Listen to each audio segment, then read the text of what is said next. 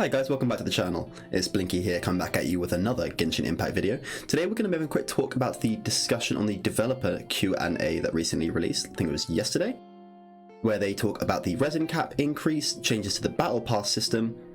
We have the effects on multiple stacking shields and how that calculation is made, and also other quality of life changes to be coming in patch 1.1. Remember, if this is useful for you, a subscribe would be fantastic.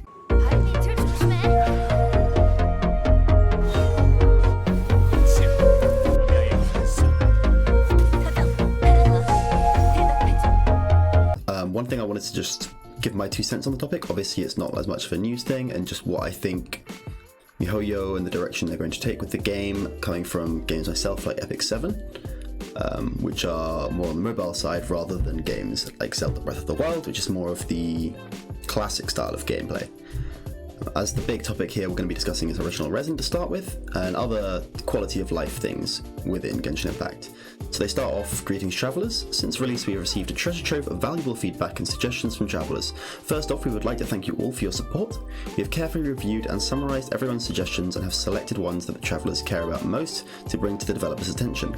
Check out their replies in this developer discussion. First question. I never have enough original resin, which makes it difficult to complete various daily tasks and the weekly battle pass missions.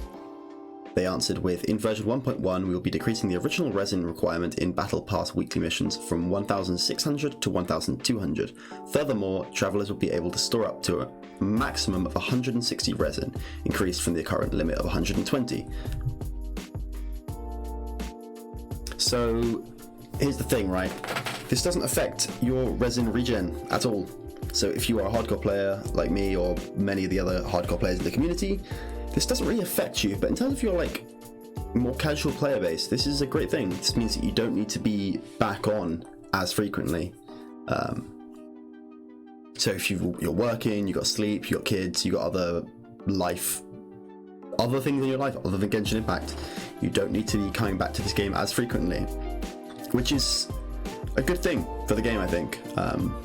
More players is always good. The other statement saying that they've decreased the original resin requirement, the battle pass, by 400.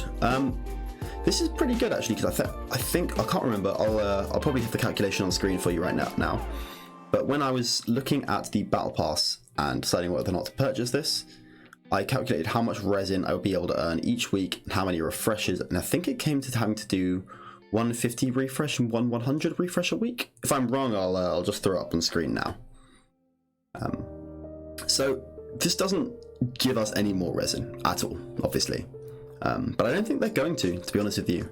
The resin state of the game is something that keeps the player base closer together, artificially decreases the playtime gap, which I think is quite an important thing for a game like this, keeping everyone on a more level playing field. Otherwise you'll have those whales, people that can play all day every day and have the money to do so, just be so far ahead of the curve, whereas everyone else won't be. So you'll have players already AR 60, AR 50, I don't even know what the AR cap is, to be honest with you. And then everyone else will be around AR 20 if they're not spending hundreds and hundreds of pounds on resin refreshes a day. So on to the next question. We've got, I want to change the key binding / controller setup. Oh my god, this is so important. My missus plays on controller and the buttons are all just back to front. Circle and X. Why is circle go forward and X go back? And the amount of times I'll go to show her something and I will just make an absolute mess.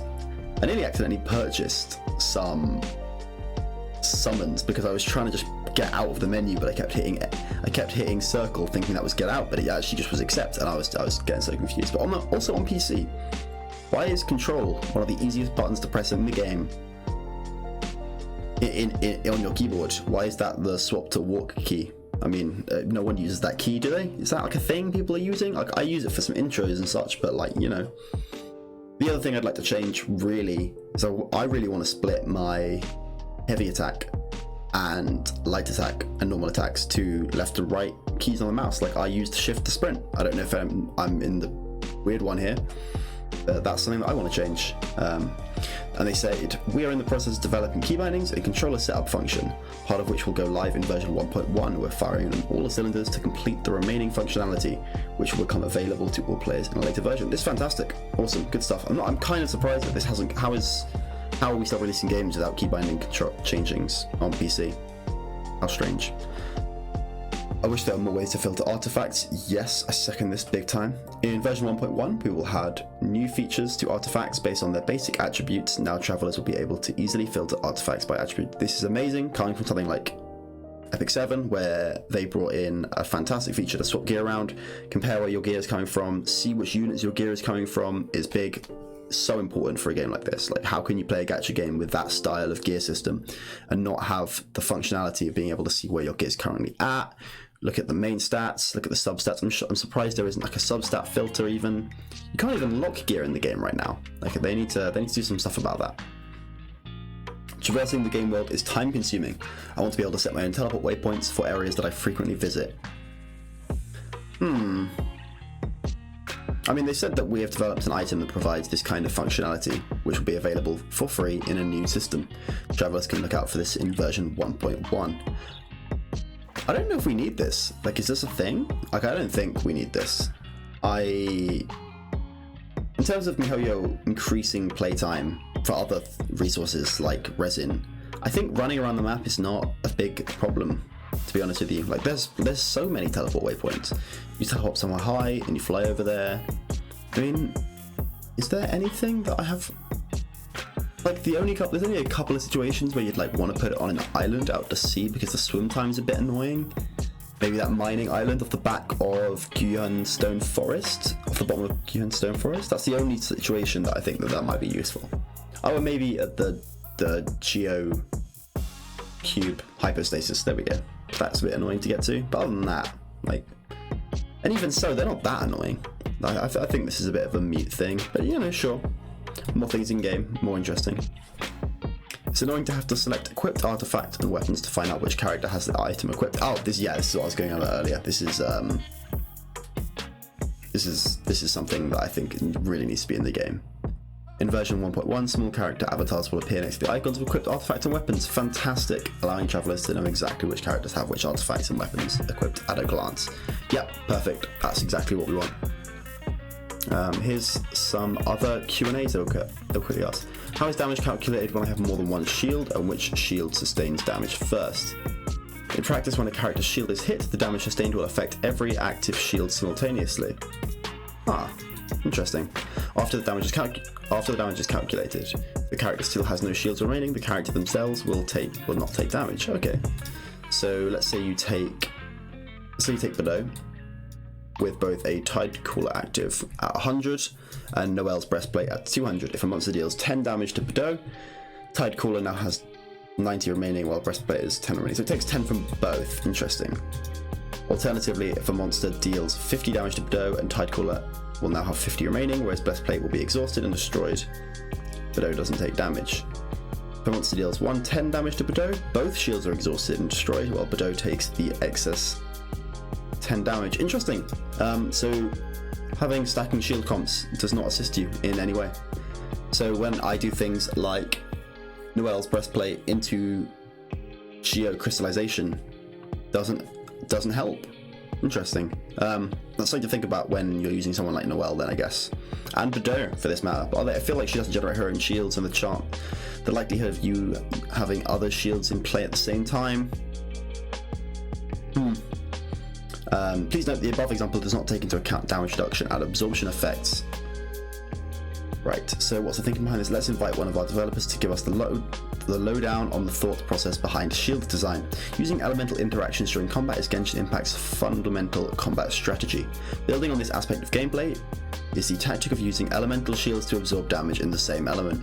The mechanic we designed, whereby characters' defensive shields have a 250% absorption effectiveness against the elemental damage of the same type, is likewise based on the aforementioned consideration. Okay, yeah, so this means that, like, when you're doing your geocrystallizations, getting the right type of shield, so let's say you already had a breastplate on, but you picked up a water reduction shield, and you got hit by a big water attack, the breastplate will break, but the water shield is unlikely to. Okay, I see. That's kind of what I'm thinking. In one respect, our decision not to employ stackable shields in our design was to avoid the need for players to acquire many shield type characters. This would also have a negative effect on the diverse party tactics that we were hoping to see.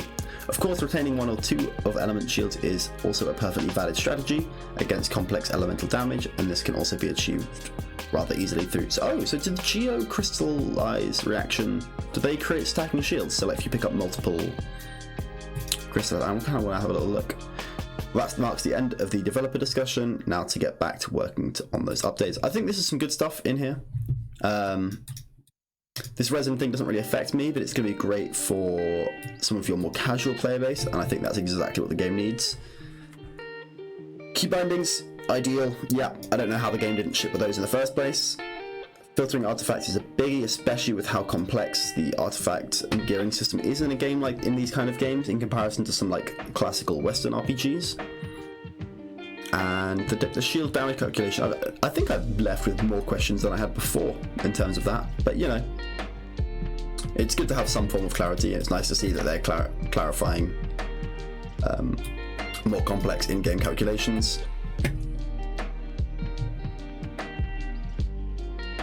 Yeah, and that seems to be it for the developer discussion.